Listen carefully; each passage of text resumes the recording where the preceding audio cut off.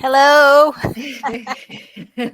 So before we start, let me introduce ourselves today. We have Nikki Green and myself, Rose Canales. Nikki is an experienced recruiter, and she's also the founder of Avid Staffing, which is a woman and minority-owned legal, financial, and administrative recruitment firm, and I'm in charge of handling Avid Staffing's marketing efforts. So if you have any questions, feel free to comment them and we will do our best to answer them throughout this session. So today, Nikki, we are going to be talking about retention. Yes. We all know the importance of proper hiring, but what about retention? That is so important, right? This is a crucial topic because if you are experiencing a high turnover, it's important to assess what could be going wrong. And even if you aren't experiencing issues, it's important to be proactive about this, right? You don't want to wait until you start experiencing problems to figure out what's going wrong. And we are more than happy to share insights with you all because we truly believe in what we do, and that our insights will help significantly boost your own retention. And of course, if you need any additional staffing support as you grow, we would love to be both a resource and go to for all of your hiring and retention needs. So let's get started, Nikki. Thank you, Rose. That's a great intro. I try. Okay, so let's get started. So retention is obviously super duper important, right, Nikki? I mean, we do staffing, but when we do staffing, we also want to make sure that people stay at their, wherever we place them. So retention isn't just about keeping employees, it's about keeping your team engaged, motivated, and productive. As hiring managers, you know that retaining talent is obviously far more cost effective than constantly trying to recruit and train new employees, right? It takes time, resources to get someone onboarded and, familiarized with what their job is. So in industries like legal, financial, administrative, whatever it is, these specialized skills are essential. And retention becomes even more critical as time goes by. So you want to make sure that people are obviously, staying their jobs, and you kind of look out for what could be making them leave. So what we're going to talk about next is counteroffers. So what are the top reasons that people, do these counteroffers when their staff tries to leave? So this is obviously, it's a very tight graph, so I'm going to make the screen bigger. And the top two reasons why people do counteroffers, which I think is a no-brainer, is because they want to retain valuable employees because of their organizational knowledge and because of their technical skills. Those are the top two reasons. And this is a chart that's actually sourced from the Chartered Institute of Personnel and Development.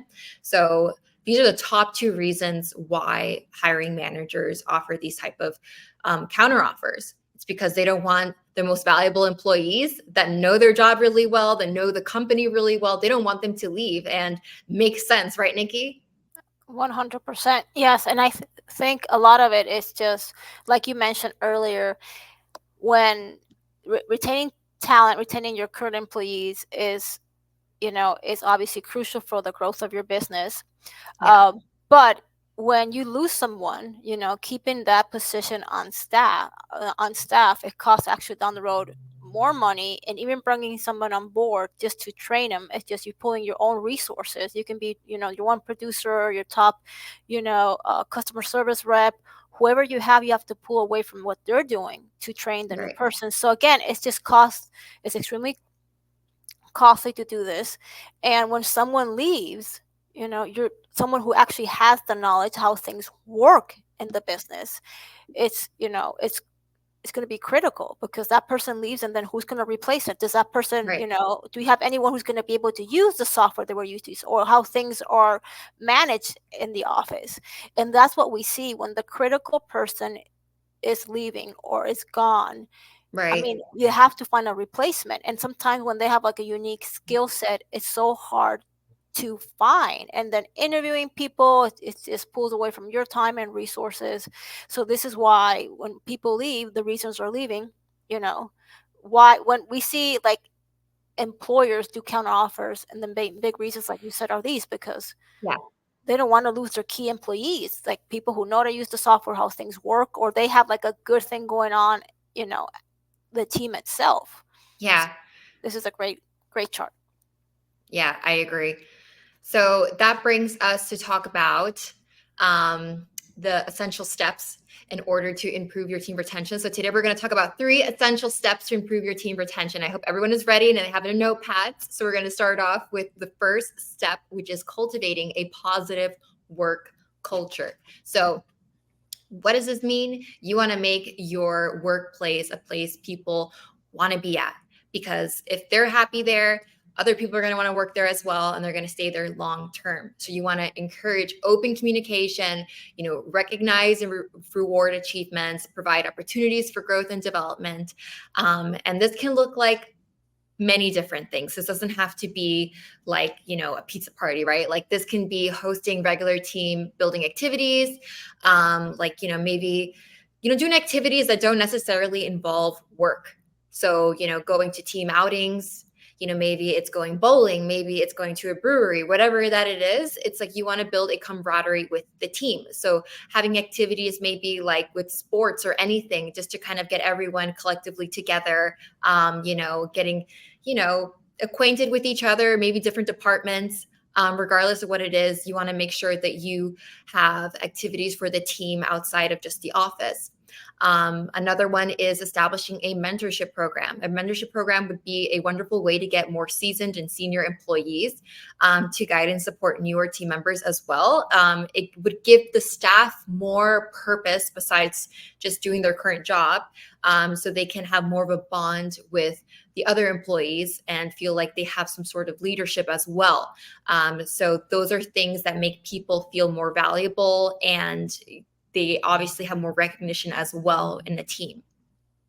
Yeah, I agree. And I think this is actually really critical as cultivating a positive work culture. And I think a lot of like hiring managers use this really like loosely, especially on job descriptions. So we have a great positive work culture, but do you really have a really good positive work culture? And I think when somebody can be their true selves at work, they're most likely going to be able to perform better. And I tell people, like, encourage open communication. That's something that everybody should be allowed to have different ideas, different opinions.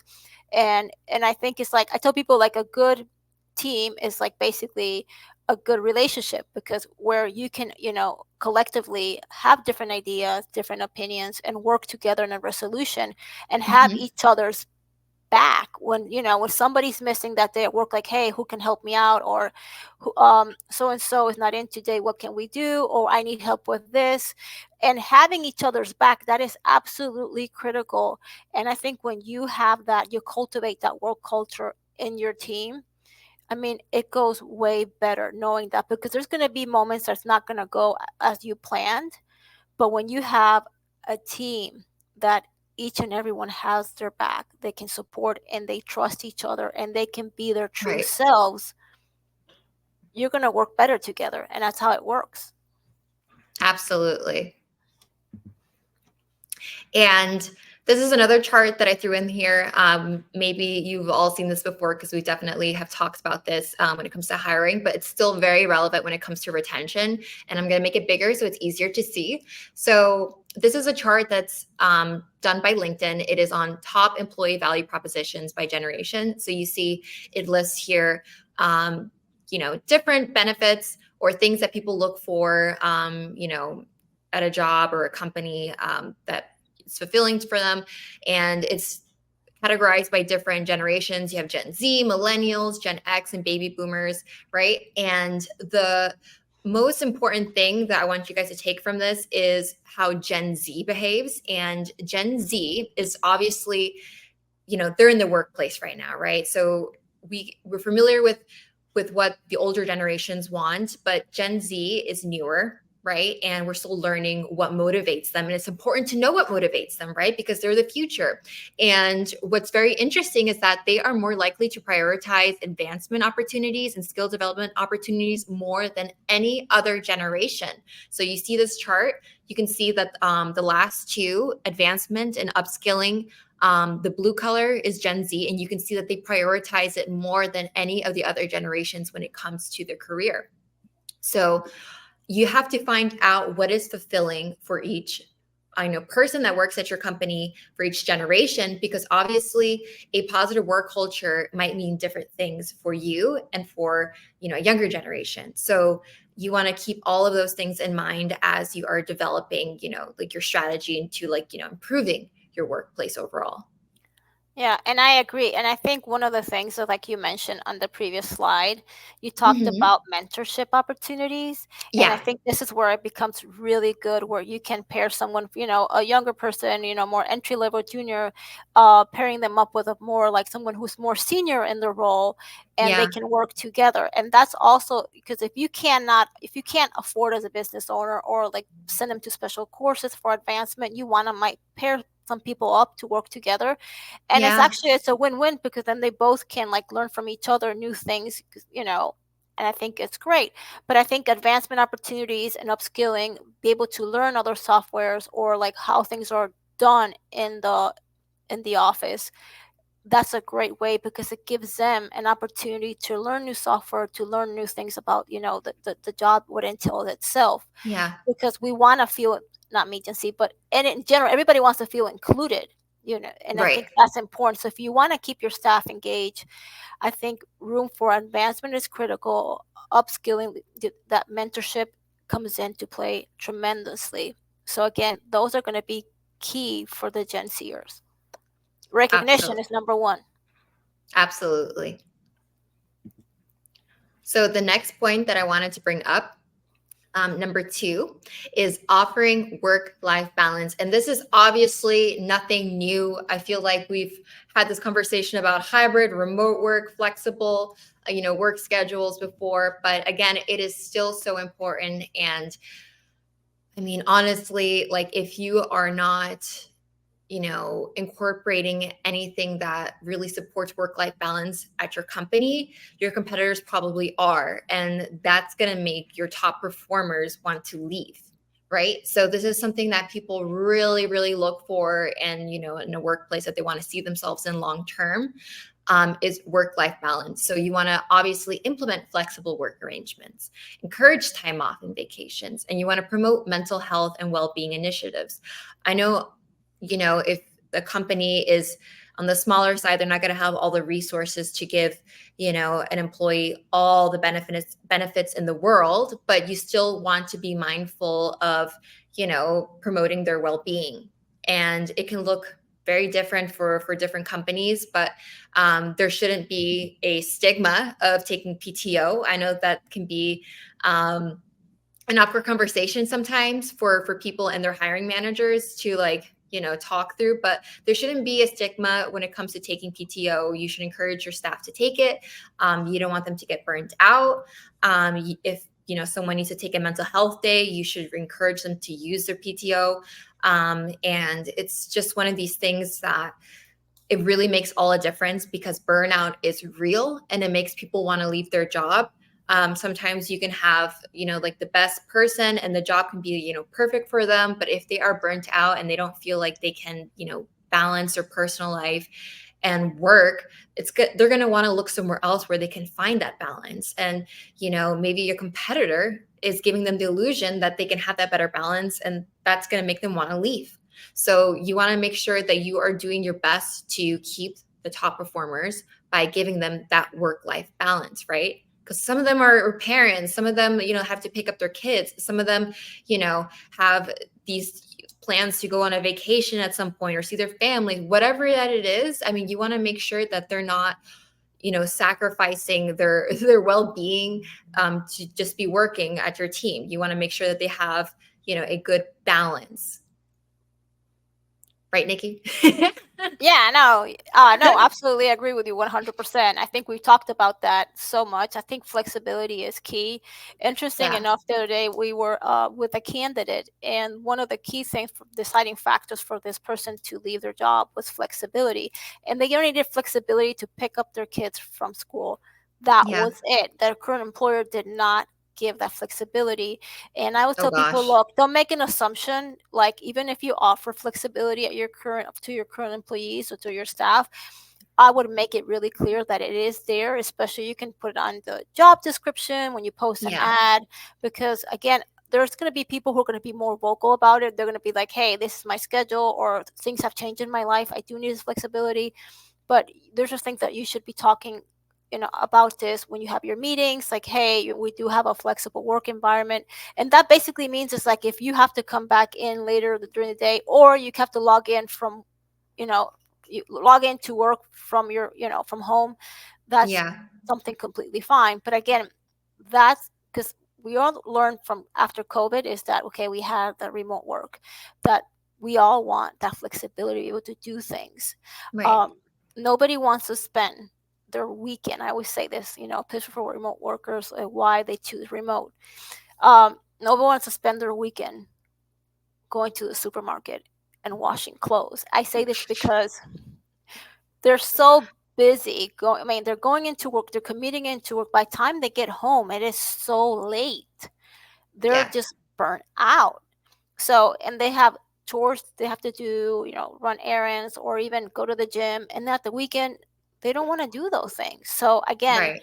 I'm not saying you should do like a load of laundry as you're working, but I'm just saying just having that flexibility, be able to do things, even if you Yeah. work remote, you during lunch you can get up and do that. So it takes a lot of the pressure on the, on the backside from it's I've seen like the retention increase when flexibility is um they have it at work and it's something that they talk about openly. So don't make assumptions. Like when people Yeah. leave, when people you have employees leave, if you're not doing exit interviews, you should be doing exit interviews. You should be, if they say, well, the flexibility, and even if they say, well, we offer it, but you never told me that we had it. So these are really good conversations Mhm. that you should be having. It's true. That's a great point. Um, so obviously having that transparency with your team, making sure that nothing is assumed, that obviously if there's flexibility at your company, that you communicate it with your team, you encourage them to take PTO. And also another important thing is to look out for burnout, right? That's a very real thing that makes people want to leave their jobs. And outsourcing talent can also help you with those time consuming tasks that maybe are overworking and distracting your team from their main responsibilities. So like one of these things could be like, for example, if you have an admin and they spend so much time trying to hire and interview and screen people, and you can like outsource that by having a recruiter, for example. And you can also do different things as well. Like maybe you have like a person that does everything and they're doing like marketing things, and you can outsource a marketing agency for certain tasks. So regardless of what those responsibilities are, if you have a team that is swamped with work, try to look into outsourcing help in order to alleviate that and make sure that people are doing what they were hired to do, so they don't feel completely burnt out and want to leave because they feel like I'm not doing my job anymore. I'm doing all these other Yeah, things that I wasn't originally hired to do. exactly. Yes. And then our third point, number 3, is providing competitive compensation and benefits. So obviously people want to feel like they are being fairly compensated for what their work is. And this does not mean a pizza party, right? Exactly. Nothing says we appreciate you more than a pizza party, right? Exactly. Wrong. Yeah, we don't want to do that because people, they get like, they build a resentment, towards their company when they don't feel like they're fairly compensated, and are kind of like feel like, I don't know, like their work isn't recognized, and they obviously want to get paid fairly, but they also want to be recognized fairly for their work. You want to make sure that you provide competitive compensation and benefits by having those competitive salaries. People have access to salary guides, so you can't hide Yeah. what they're supposed to be making. You want to make sure that you offer attractive benefit packages. Sorry. See, we have a salary guide, especially if you work in the legal field. We have all of the insights when it comes to the legal industry. So salary guide is something that, you can use for yourself. So you have an idea of what, your team is supposed to be making, what you're supposed to be offering as a starting salary. and also providing opportunities for financial growth and stability. So, I mean, whatever it is that your company has, maybe it is like, profit sharing plans, bonuses for performances, or whatever it is. I mean, you want to make sure that you have something that your team feels like, oh, like, that there's a benefit for me being here, for being a part of the company. I feel like I can actually grow here. I can see myself being here long term because I'm going to benefit in the long run. And you want to make them feel like there's an incentive for them to be there in the long term. So, definitely incorporate things like that as well. And make sure that we talked about the salary guide, conducting those regular salary reviews are so important. You want to make sure that you are not just guessing what a person's supposed to be making. This is why working with a recruiter is great, because they will tell you what that person that they're trying to hire or they're trying to keep should be making to begin with. Because we see so many things, we're making so many placements, and we're working with like a lot of, similar clients, that we know exactly what these roles are going for, what the starting salaries are. And it's important to have a resource like that, as you are making these decisions. And it will obviously help you a lot when it comes to your retention, because you don't want to be finding out how much a person's supposed to be making after they resign. So you want to, right. exactly. They're gone. Exactly. You're like, oh, I didn't realize how much, because you never know. I mean, you might refuse to pay someone more that's, currently at your team, but then you might have to, fill that vacancy, and you might have to be paying even more for that person, the new person to join. So you never know what the circumstances could be afterwards. So, just take your time and, make sure that you are doing your due diligence and staying informed of like what the salary is supposed to look like. And have these conversations with your staff too, like, do those performance reviews, obviously make sure that like they're on track to meet their goals, and they have goals, obviously, because that's going to keep them there for the long term, not just the short term, right? Yeah. And I also want to add that regarding compensation and benefits, and I know not everyone has like those deep pockets that they can be paying these salaries are extremely, they can. I mean, that's a reality. Yeah. You can also offer other perks, like we talked about flexibility, but also is there something else that you can give, instead? Can you offer more PTO time? Because people will actually move jobs for, or stay at the current job if you offer, more PTO, or if you're trying to hire someone but you can't meet their salary expectations, you might be able to negotiate on the PTO side. Right. Again, those are really great, benefits that you can offer, and that can be competitive as well. So what do you have to offer? It can be advancement opportunities, mentorship opportunities, having access to new software. Again, those are things that you always have to look at the big picture. I mean, money is important. I understand we all have to pay bills, but sometimes not every employer has that capacity. You just can't. But again, this is why other benefits will come into play if you want to keep, retain your staff, even if you want to attract talent as well. Very well said.